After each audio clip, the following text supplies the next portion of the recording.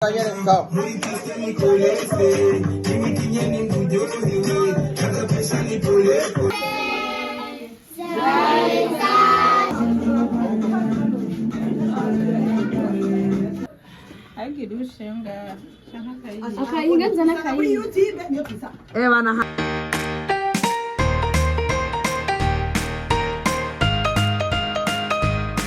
Welcome to my YouTube channel.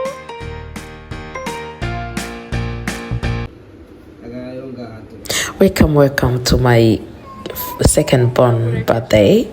Hama murabona musingana amafoto yaragoye mbwa list, murabona ko twaje turonka udufoto twiza naho yatugoye basha. Ivyo ni bike mu vyadukoreye muri studio. So guys, welcome, turyoherwane. The struggle was real. Yashaka kuryama, yagumarira, yaranka amafoto, yaguma ashaka kumba ndi mu mafoto yose akanya ka telefone. The struggle was real, very real mugabo. At the end we had good pictures. Abatanzi banyazi bo kuri Instagram mugabo no ngamba video ndashira ko dukeyi kugira ngo mushobore kuraba. It was very interesting. Amafoto yari meza, twatangiye amafoto mu celebrating the first birthday of my miracle baby. Abantu babizi barazi gituma ndamwita my miracle baby mugabo namwebwe mushoboye kubona ino video muraza gutahura impamvu ndamwita my miracle baby. Uyu mwana ni gitangaza kuri jewe. Uyu mwana Imana yankoreye byinshi cyane, ndamwibungenze kuva nk'imyaka ndamufise gushitsa byaye. Bari mu gikoni rero ryaturitirana yitwa Darlene. Mama bitu uyu mama bitunguru. Masere aguye ugira ngo atagize anniversary yawe gutubesha. So I decided to do this video ndabereka ivyo twatetse mugabo in the meantime ndabasigurira na histoire y'uwo mwana gituma ndamwita my miracle baby. Ivyo mubona ngaho muri kano kanya n'ibirungo twakoresheje mu guteka umuceri. Twari dukeneye umuceri ugomba gusa na shokora. Umuceri usa na shokora. Ivyo n'ibirungo nabivanze, magi, aja, vyose nabishize hamwe. Je mudakunza kuvanga ibirungo. Ivyo n'ibitunguru. Umuceri wanje ndakunda gutekesha poivre ni celery ni poiro. Bien sûr umuceri wanje wahiye no kwa rumeze. Tubanza gukaranga ivyo byose naberetse, bitunguru bigasha, umuntu agaca agira umuceri ugasa gutyo. Abge chuairo ja sister wangu mama binyo mama besoso mama binyo dada mko. So twaratetse n'inyama nizo mubona ngaho. Twaratetse n'isombe. Isombe nibaza ko naberetse ingene ndaziteka. Umuceri naberetse ibirungo mugabo next video nzobereka neza na neza ingene mushobora kubiteka. Twaratetse na salad. Twarakoze ni salad kugira ngo dushobore gufungura tumeze neza. So the story is like this. Igihe namenya yuko fisinda y'umwana bari bambwiye yuko iri mu macompa, maze kumenya ko iri mu macompa, ubwa mbere na mbere iciyumviro ca mbere nagize cari cyo kuyikurayo. Ndabizi kenshi iyo umuntu bishitse akamenya yuko yibungenze, especially utari married, utari marié, iciyumviro ca mbere ikuza mu mutwe kuri benshi nireka ndayikureyo umwana sindamwirerane. Kandi ico ciyumviro ntikigira kubera ubishaka, ariko iciyumviro kenshi tukigira kubera gutinya uruvugo rw'abantu. Mbega abantu bazombona gute, mbega abantu bazomvuga gute. Ugasanga umuntu uriko uriyumvira gukurayo iyo nda, uriko uriyumvira kwa avorta kugira ngo wiprotege uruvugo rw'abantu. Ugasanga n'uburyo urabufise urashobora gusapotinga kubeshaho uwo mwana, ariko kubera just utinya uruvugo n'ingene abantu bazokubona ugasanga uriko uriyumvira kumukura mu ndabiri. Ico kibondo basha, imagine ikintu nagira mpombe mu kwiyumvira gukura yinda kubera gutinya uruvugo. See how handsome is my boy. Raba ingene tugewe turiko turahimbaza first birthday yiwe.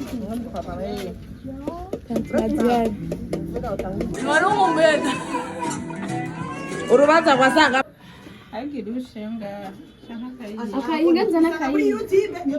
bana wamvyaye mama wanje, mama mzazi.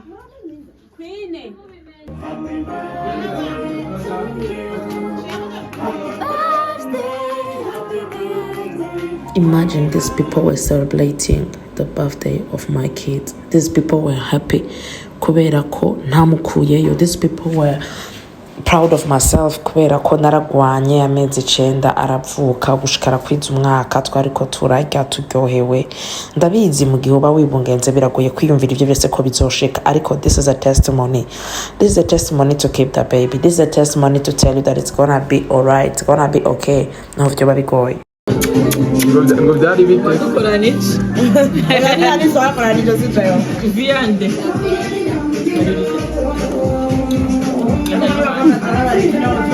Right, ikintu cyo kuba mu direct.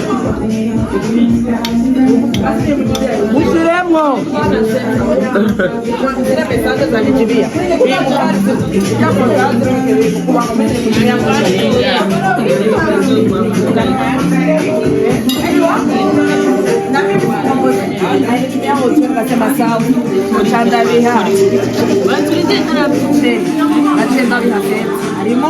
So while watching this vlog, rero ubandanya wumviriza ino nkuru maze kumenya ko ufise imbanyi naravuze nti tutire facile no mu matrompe uyu mwana ntazonabaho nukuri ndategwa n'iciyumvira cyo kuvuga ati reka basi ndayikureyo malgré y'ubu Kristo bwanje, malgré y'uko nsenga ico ciyumviro caranjemwo.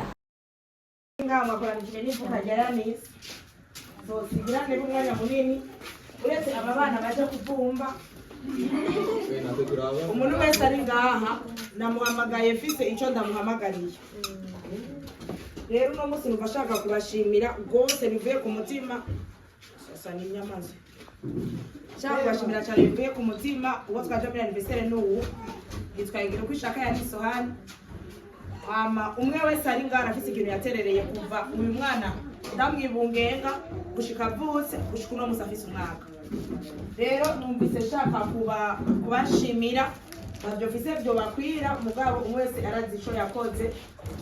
Hariho abanya bamufasha gukina bamundabira, hariho abavyeyi mwambaye hafi mama wanje hajya mukomera amashi mama wanje cyane yarambaye hafi bose ndabasabe mukomera amashi na wada bakamuzinaze hano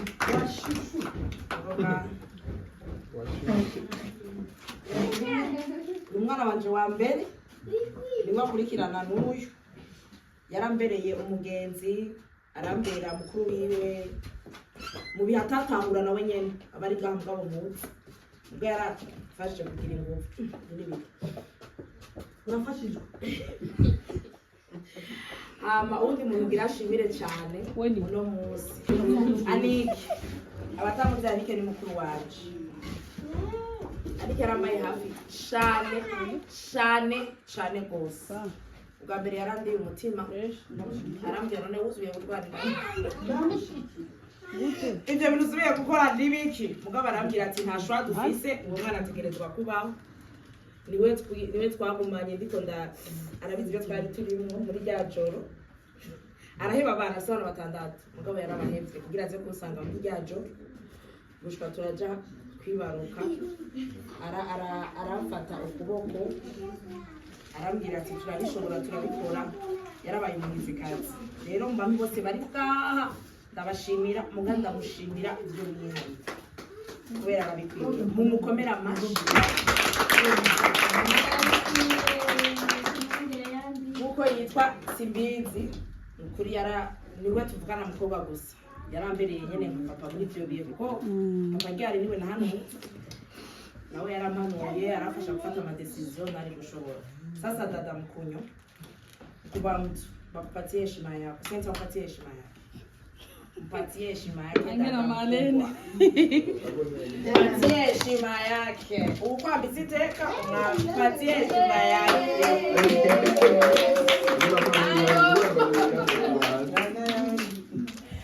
Ariko aravuze igitenge cyane ndamugurira ipantaro yari kuyintera.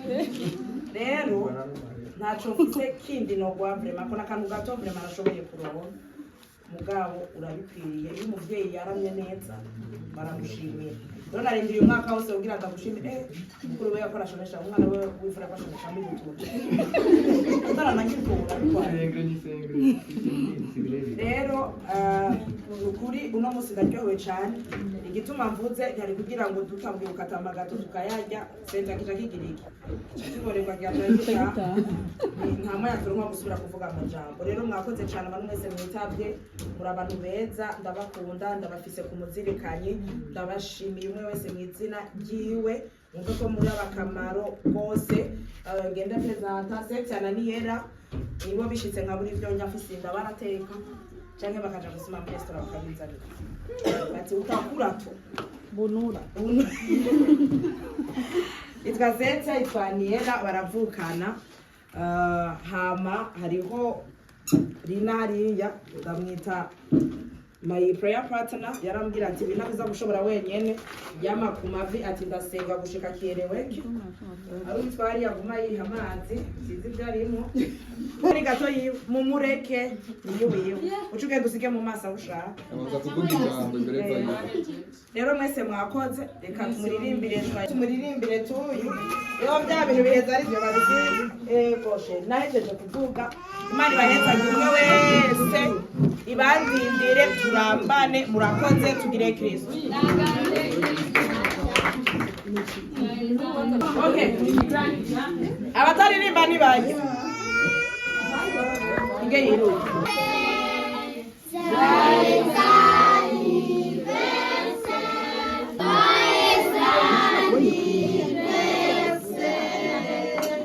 Happy birthday to you. Happy birthday to you. Happy birthday to you, Yanis. Happy birthday to you. Tuzinyere ni bushi. Ukiji imyaka ingahe? Ukiji imyaka ingahe? Soa. Nabugize mwazanye yo gukata. Yo.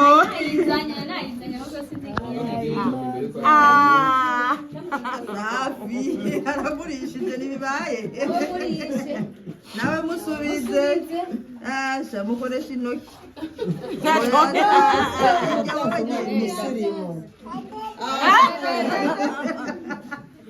Izina riri bushi. Zimye bushi. Zina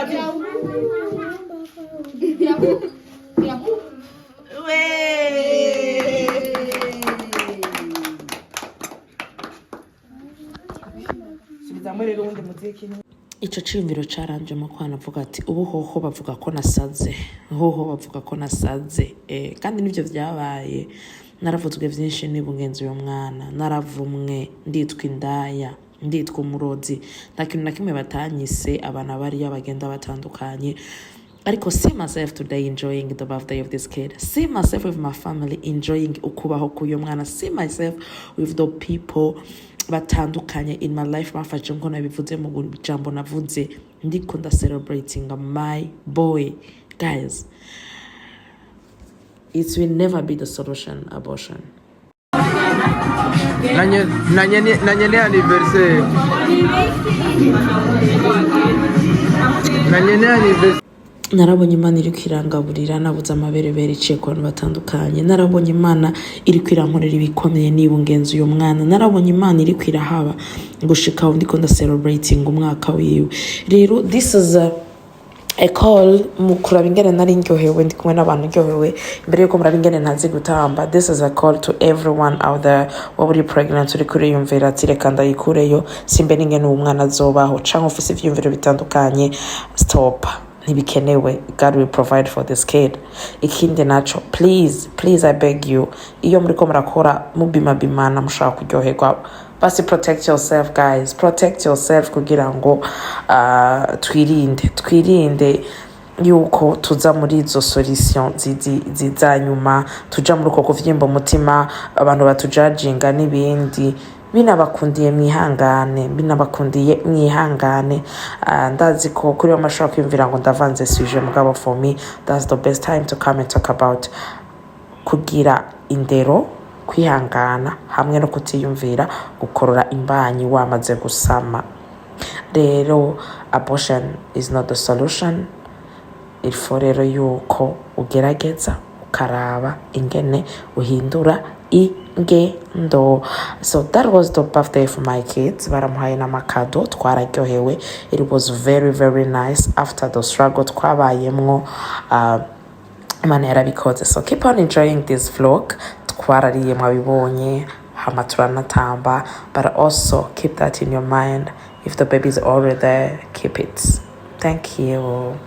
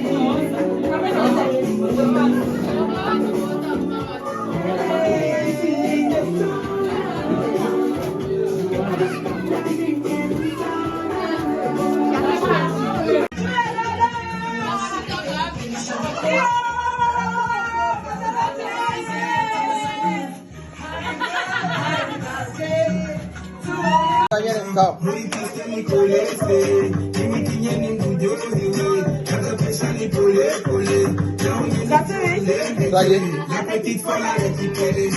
Allora como la vendere. Mura ni zini te vandere. Aguila na kiti. De ça. Go down low, go down low, go down low, go mama, go down low. Go mama. Ora na topi style ni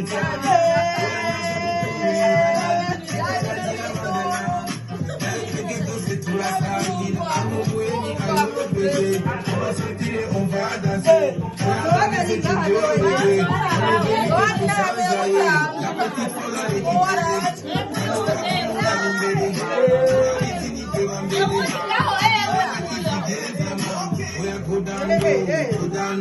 Go down low, go mama. Go down low, go down low, go down low, go mama.